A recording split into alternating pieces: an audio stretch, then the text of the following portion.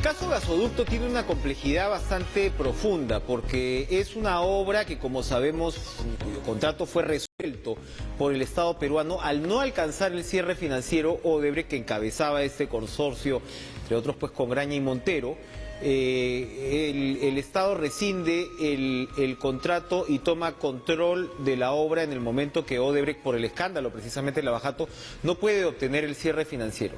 Sin embargo, este gasoducto, y ahora repito, está en control del Estado peruano, que debe devolverle a los miembros del consorcio, no solamente Estado Odebrecht y Graña y Montero, sino un participante español, Enagás me parece que ha además denunciado al Estado pues ante la CIADI, ¿no?, por no pagar lo que se le adeuda. Entonces se invirtieron millones, miles de millones de soles en tubos, y el Estado tiene todavía que, en tubos y en fin, en todo el proyecto, y el Estado tiene todavía que volver a licitar esto para pagarle a los miembros de este consorcio lo que ellos invirtieron. Allí Odebrecht tiene grandes esperanzas. Si hablamos de Chacya, que tiene toda una controversia por este pago último que todavía no se ejecuta del todo, de 524 millones, ¿no?, de lo que se guardaba en el fideicomiso por la venta de Chacya, pues resulta que en el caso del gasoducto, Odebrecht cuenta con aproximadamente 2.000 millones de soles en capital, porque, como sabemos, pues en Brasil están prácticamente en la quiebra. Entonces todo este dinero que va entrando es sumamente importante para la supervivencia de la empresa. Esta introducción, pues, para dar contexto un poco a las declaraciones últimas de el señor Jorge Barata a la Fiscalía peruana, donde señala que en buena medida pues Nadine Heredia era la reina del gasoducto, como lo dice un diario hoy, que el expresidente Humala no entendía bien y que hubo coordinaciones pues para facilitar esta licitación, ¿no?, para favorecer a Odebrecht. Pero claro, habría que ver los términos exactos, porque Odebrecht estaría poniendo la soga al cuello en ese caso.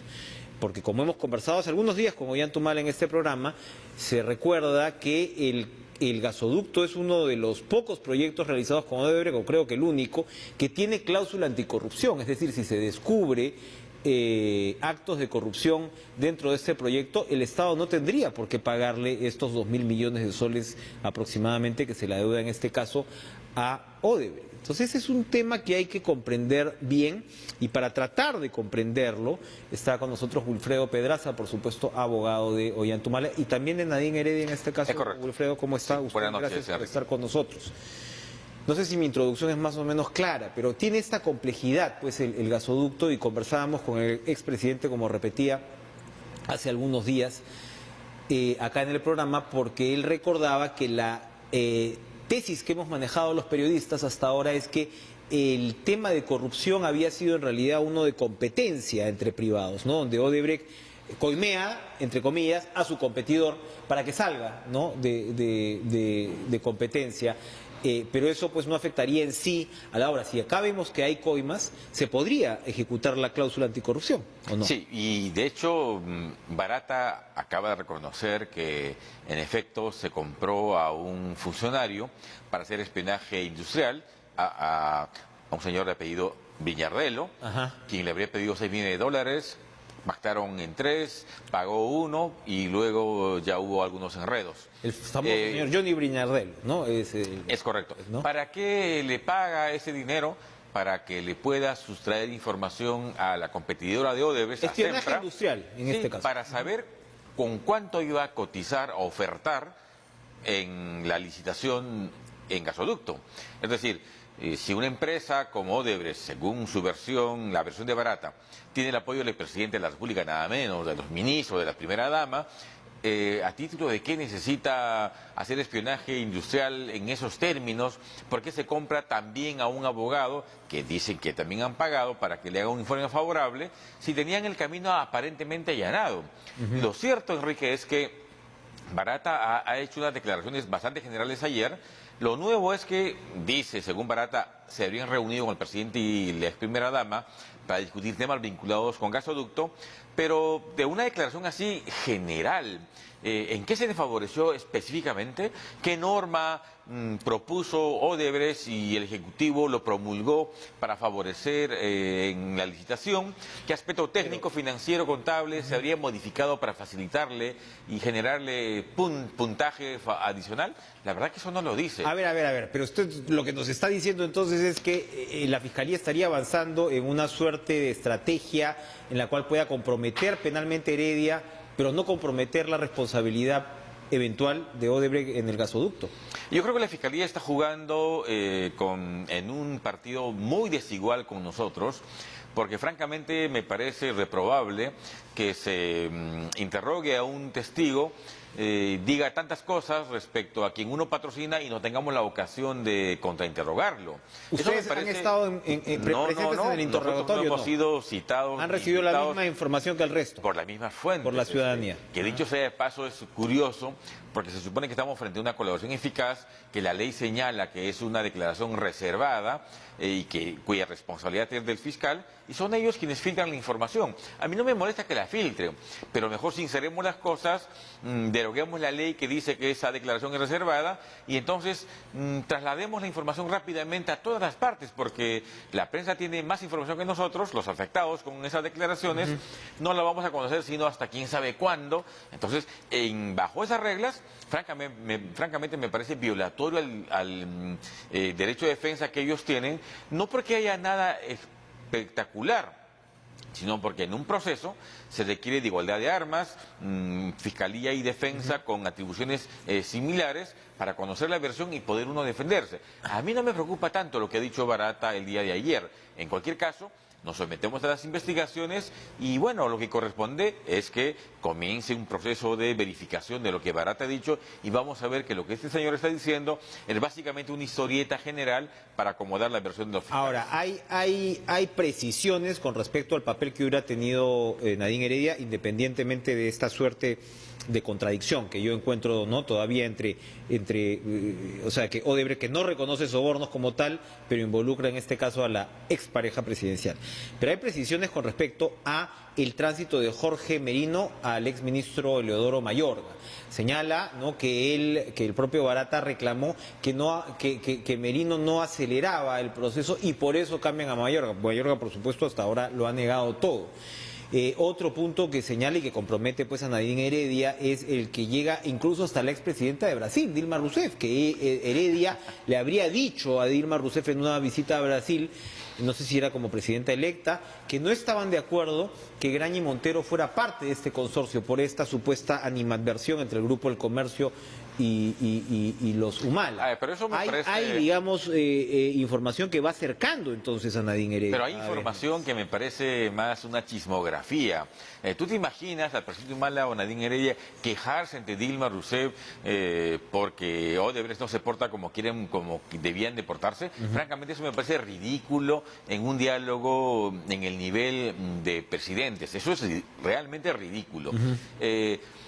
Lo cierto es que en este momento ni Odebrecht ni Barata han señalado que contra cualquier asunto vinculado con gasoducto haya habido pagos ni compromisos siquiera de carácter pecuniario, pero además algo que es muy evidente. Barata es colaborador eficaz en el Brasil. Y esa versión se ha conocido a través de IDL, en audio y video. ¿Qué ha dicho Barata respecto a Proinversión y Gasoducto en el Brasil como colaborador? Que nunca recibió ningún tipo de apoyo, que en Perú la pasaron mal porque el Ejecutivo no los trataban bien, que en Proinversión todo era muy difícil y que incluso perdieron muchas obras emblemáticas que ellos habrían querido ganar. Lo ha dicho literalmente y esa versión está hoy en redes. Aquí en versión peruana, colaborador Barata, dice todo lo contrario. Entonces, por lo menos Barata miente respecto a ese tema, o allá o aquí. Me queda claro que miente aquí. En Brasil es mucho más complejo que este señor mienta. Pero entonces, ¿a qué Barata le creemos? Además, Barata termina contradiciendo lo que ha dicho Marcelo Odebrecht en su declaración ante el fiscal Juárez hace casi par de años, en la que él ha dicho que no recibió ningún tipo de apoyo respecto a Gasoducto, que tenían una mala relación con el Ejecutivo, que todo era complejo, que una relación bastante formal. Entonces, lo dice Barata, lo dice Odebrecht en su momento. Pero recordemos que no había aparecido pues esta información que salta por el lado de Ecuador, donde se supone que hay pagos por el gasoducto en la caja 2, y entonces también hay una sospecha evidente de parte al menos de la prensa acá que dice Odebrecht no está cantando todo, entonces probablemente sí podría. Pero que no vincula a Nadine Heredia. Los codinomes que Odebrecht ha revelado, y Barata también, revelan nombre de privados. A ver, se especuló mucho que Princesa era Nadine Heredia. Terminó siendo un abogado a quien aparentemente le pagaron, sabe Dios por qué. Y todos los pagos, y lo dijo además Barata, tenían que ver con pagos por diversas razones, incluido coimas, entre privados. Pero en ningún caso a Nadine Heredia, ni Princesa, ni Francesa, ni ninguna referencia que tanto se especuló. Había un Frenchy, ¿no? Habría un Frenchy, sí, claro, perfecto. Que era otro. Pero todos esos nombres, todos esos codinomes ya fueron esclarecidos. ¿Dónde entra Nadine Heredia? Pero además algo muy importante, Enrique. ¿En qué parte del proceso ayudó Nadine Heredia? ¿Qué parte de las bases que fueron aprobadas por 23 empresas favorecen a un puntaje adicional a Odebrecht? La verdad que jamás lo van a decir porque eso no existe. De manera tal que yo creo que lo que hay hoy es información bastante general, Fiscalía con los colaboradores que tienen una sinergia bastante perniciosa ahora, una dependencia perniciosa, están intentando acomodar la tesis fiscal que contra el supuesto aporte para la campaña política se habría entregado Gasoducto. Pero si uno revisa el proceso administrativo de licitación, de diseño de las bases, de todo el tema administrativo de esa licitación, va a encontrar que es un proceso impecable, donde hubo pluralidad de postores en todas las etapas, incluida en la última etapa, la más importante. Pero dice pues que en Proinversión al principio estaban en favor de Sempra. Al otro, ¿no? Al otro. Entonces meten a este señor Edgar Ramírez Cadenillas y que Mayorga habría ayudado a colocar a Edgar Ramírez Cadenillas, que fue el presidente del comité en el caso Gasoducto. El exministro Jorge Merino renunció en febrero del año 2014. Él había hecho las bases preliminares. Con el ministro Mayorga, por un tema de calendario, se adoptan las medidas o se aprueban los documentos de gestión para la licitación. Ramírez Cadenillas entra en ese periodo, pero las cosas estaban hechas, digamos, como para cumplirse un calendario. 4 meses luego de renuncia del ministro Merino, se adjudica. ¿Dónde estará lo dinámico? Los cambios se hacen por decisión del presidente y del primer ministro. A mí me parece francamente ridículo que Barata genere un cambio en esa perspectiva, porque de nuevo, a ver, ¿en qué lo favoreció Mayorga? ¿En qué favoreció Ramírez Cadenillas? La verdad es que se trata de afirmaciones que creo que tendrían que ser mucho más razonados, porque generan un ruido, generan una presunción de responsabilidad que me parece perjudicial. Vamos a una pausa y regresamos con más en Cara a Cara. No se vayan.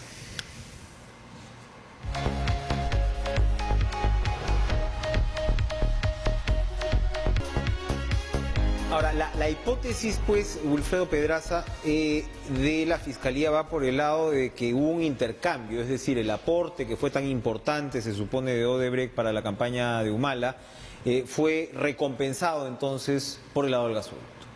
Esta es una hipótesis de investigación que puede ser válida para la especulación periodística, pero en un proceso penal esa hipótesis tendría que ser corroborada con hechos tangibles, con elementos fácticos, con datos de la realidad. ¿Qué tiene la Fiscalía para acreditar una hipótesis así? La verdad que no tiene absolutamente nada. Además, algo bien importante, Odebrecht perdió la licitación de la línea 2 del metro que tenía una proyección de inversión de 6.000 millones de dólares y lo perdió 2 meses después de Gasoducto, antes de Gasoducto, perdón. Entonces, unas personas involucradas por temas de esa naturaleza tendrían que ser generosas con la empresa en todos los aspectos. Lo que ocurre es que en este tema, por ejemplo, se involucra a los Graña. No, Graña dice, o según Barata, Graña se habría reunido con Barata, el presidente, y Nadine Heredia, también para discutir temas de gasoducto. ¿Y qué ha dicho Graña aquí en Perú en su colaboración? Que Nadine se habría opuesto a que Odebrecht se consorcie con los Graña. Sí. Entonces, bueno, alguien miente. Barata dice se reunieron por gasoducto junto con Graña, y Graña dice que Nadine se opuso a que se... Es decir, lo que hay, de nuevo, creo que son acomodos de información y datos generales para seguir la lógica un poco perniciosa ya de la Fiscalía. Se nos acaba el tiempo. A ver, este caso gasoducto es otro caso distinto a la denuncia penal que ya enfrentan Humala y Heredia. Es correcto. ¿Verdad? ¿Qué está pasando con esa denuncia penal? ¿Ese juicio cuándo va a empezar? Denuncia penal que entiendo yo está centrado en el tema de los aportes a la campaña. Sí, ¿verdad? tenemos un proceso ahí por lavado de activos, supuestamente, por el aporte de campaña al 2011, 3 millones de dólares. Estamos en lo que se llama la etapa intermedia. Estamos, diríamos, a la mitad de esa etapa, validando o revisando la consistencia de esa acusación, que es una acusación escandalosa. Le han pedido a Nadine Heredia 26 años, al Frente Humala 20 años. Bueno, ahora van a pedirle a Keiko Fujimori 26 años. Pero la verdad que están jugando al simbolismo porque... ¿Por qué? Porque suman penas por supuestos hechos y lo que hacen es simplemente mostrar una apariencia de severidad, cuando de lo que se trata es de si de verdad fue un aporte para campaña, que en efecto así fue, según la tesis fiscal, entonces hay que aplicar la ley de partidos políticos. Desde agosto de este año recién en nuestro país existe el delito de financiamiento ilegal de un partido político. Por tanto, más evidente no podría ser. Pero son una organización criminal, pues, son organización criminal, entonces ya no es financiamiento de partidos, sino lavado de activos y organización criminal, porque usaron la plata para otras cosas, porque el origen de los fondos era ilícito. Esa es otra barbaridad, porque me parece curioso que una organización criminal haya gobernado el Perú 2011-2016, haya respetado todos los espacios democráticos, haya sido escrupuloso en el respeto de las instituciones, haya promovido la ley de lavado de activos, haya emitido la ley de crimen organizado, nada menos. Eso lo firmó el presidente Humala. No sabía pues que se iba a poner la soga al cuello. Lo que ocurre es que uno hace el marco legislativo asumiendo la aplicación responsable, no la forma exacerbada como la Fiscalía hoy hace, solo para ganar adeptos, usa prisión preventiva para intentar legitimarse, y estamos viendo que la mayoría de privados de libertad hoy van saliendo panchos, porque después del vencimiento de los periodos ya no les pueden prolongar. Acaba de salir o va a salir. León del Ocio. León del Ocio, por ejemplo, testigo estrella de la Fiscalía en gasoducto, en Lorena, en lavado. Yo creo que un poco más de seriedad va a ser muy bueno a la institucionalidad del país. Gracias, Wilfredo Pedraza, por acompañarnos esta noche. Ahora nosotros nos vamos a enlazar con la señora María Jara, autoridad pues de la ATU, porque nos hemos enterado, sabemos ya, eso es público, que se van a prorrogar pues las autorizaciones a las empresas de transporte que operan en la capital, ¿no? Luego de todos estos controversias, ¿no? Y demás, si bien se está trabajando en la nueva reglamentación, pues van a tener un año más. Señora Jara, gracias por atendernos esta noche. ¿Qué nos puede contar de esta medida? ¿Por qué se ha tomado? Muchas gracias, Enrique. Agradezco profundamente la oportunidad de poder aclarar. No es verdad que se haya ampliado la autorización de las empresas por un año. Ya en marzo de este año, el Decreto Supremo 005 del Ministerio de Transportes y Comunicaciones dispuso que se prorrogaran automáticamente hasta por un año las autorizaciones que tuvieran como fin diciembre del 2019. ¿Y esto por qué? Porque estamos en una etapa de transición. ¿De transición a qué? Al establecimiento de los nuevos reglamentos que debe emitir la Autoridad de Transporte Urbano, la ATU, y en transición a las nuevas licitaciones que se produzcan en un año y medio, en un año, dependiendo de los servicios. Entonces, gracias por permitirme aclarar que la ATU no ha prorrogado automáticamente las autorizaciones, sino lo que ha hecho ha sido, como corresponde, informar a la ciudadanía que se prorrogan hasta por un año, pero que además lo más importante es que estamos estableciendo un mecanismo de verificación de la información que se nos ha alcanzado como parte de la data de la Municipalidad de Lima, de la Gerencia de Transporte Urbano y la Gerencia de Transporte Urbano de la Municipalidad del Callao. Vamos a publicar un cronograma y los mecanismos para que las empresas operadoras nos remitan información de manera gratuita, online, y que esa información permita que la ATU pueda hacer una verificación documental del contenido de las autorizaciones, del contenido de la flota vehicular, etcétera. Pero además hacer la verificación técnica en campo de la realidad de la prestación de los servicios. Entonces, en absoluto, descartar que la ATU haya aprobado por un año, no es así, y estamos trabajando para hacer esta verificación que nos permita verificar que el servicio de transporte eleva de verdad la calidad del servicio público para la ciudadanía. Quería aprovechar este contacto, señora Jara, para una última pregunta. En realidad es una reflexión y a ver si usted nos puede dar un poco de esperanza. Ahora acabamos de presentar en el noticiero algunas de estas empresas de las que estábamos hablando, pues de las combis y cústers, que usted ha aclarado el porqué, ¿no?, de esa ampliación que ya venía de antes.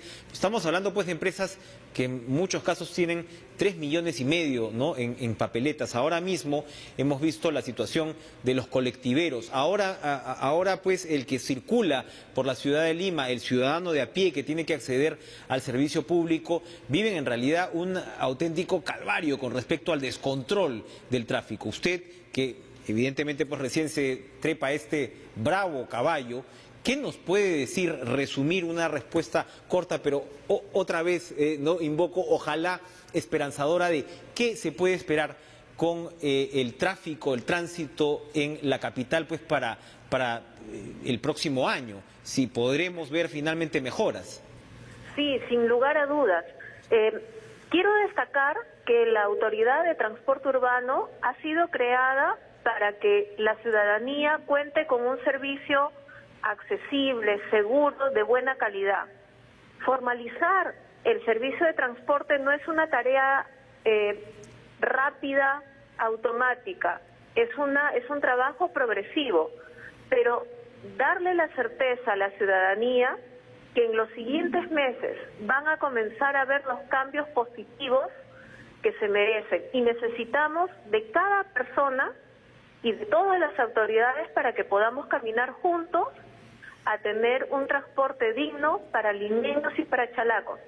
Sí se puede hacer, lo vamos a hacer y lo vamos a hacer con todos y todas. Muy bien. Gracias, María Jara, por acompañarnos pues esta noche. Ojalá pues podamos tenerla en estudios, porque realmente es una preocupación grandísima. El transporte en Lima está fuera de control, tanto desde el servicio que se brinda con los desórdenes que hemos visto, la informalidad, la poca viabilidad que tiene el transporte público para el ciudadano de a pie, tanto como en el tráfico. El tráfico está totalmente pues descontrolado a pesar de medidas como las que vemos, ¿no?, del pico y placa. Esperemos entonces que esos cambios se puedan ir produciendo. Vamos a ir nosotros a una última pausa y regresamos con Cara a Cara.